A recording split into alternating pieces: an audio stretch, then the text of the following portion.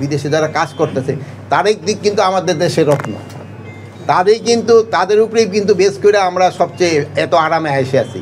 এখন তাদের যত সুযোগ সুবিধা দেওয়া যায় এটা আমরা চেষ্টা করব। তো এই যে কিছুক্ষণ আগে ডিজি মহোদয় বলছেন যে যতগুলি পাসপোর্ট আমরা এমআরপি এখান থেকে পাঠানো হয়েছে অতগুলি ডিস্ট্রিবিউশন ওই জায়গা থেকে হয় নাই, এই জন্য উনি আজকে কথা বলবেন যে ওইগুলি যেন তাড়াতাড়ি ডিস্ট্রিবিউশন হয়ে যায়। আরেকটা যাচ্ছেন যে এই বিদেশি যারা কাজ করতেছে তারই দিক কিন্তু আমাদের দেশের রত্ন, তাদের উপরেই কিন্তু বেশ করে আমরা সবচেয়ে এত আরামে এসে আছি। এখন তাদের যত সুযোগ সুবিধা দেওয়া যায় এটা আমরা চেষ্টা করব, যতভাবে পারা যায় তাদের সুযোগ সুবিধা দেওয়া। আমি পাসপোর্টের অধিদপ্তরে চাই আমার দায়িত্বকালে যেন ই পাসপোর্ট হয়ে যায়, সব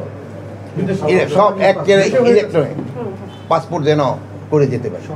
শুনেন, এক সময় চিন্তা করছিলাম যে ইডেই উঠাই দিব, ওই যে পুলিশ ভেরিফিকেশন শুধু আমরা কার্ডের উপরেই দিব, যেহেতু পুলিশ ভেরিফিকেশনের ক্ষেত্রেও কিন্তু জনগণে একটু ইসে থাকে, কী বলে হ্যারাসমেন্ট হয়, যে পাইতে দেরি হয়, এই হয় সেই হয়, প্লাস পুলিশের সংখ্যা অনেক সময় কম।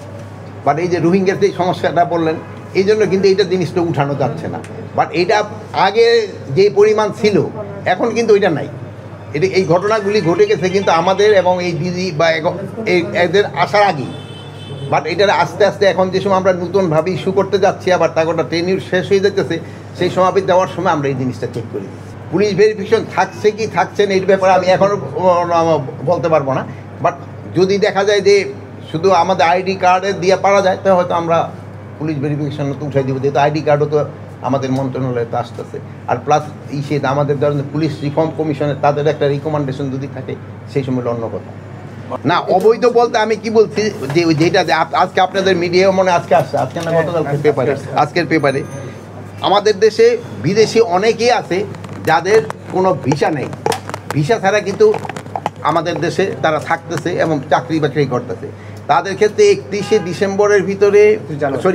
জানুয়ারির ভিতরে তাদের এই যে সিস্টেম যেটা ভিসা নেওয়ার নিতে হবে, শুধু তাদের না তাদের প্রতিষ্ঠানও তা না হলে 31 পরে জানুয়ারির পরে তাদের আমরা আইনগত ব্যবস্থা নিব। আর এখনও যারা ধরেন যে যারা ভিসা ব্যতীত যারা আছে তারা যদি ধরা পড়ে তারা আমরা বিদেশে পাঠাই দেব। বিদেশ থেকে প্রিয়জনকে উপহার পাঠান প্রবাসী শপের মাধ্যমে। যোগাযোগ করুন স্ক্রিনে দেওয়া নম্বরে।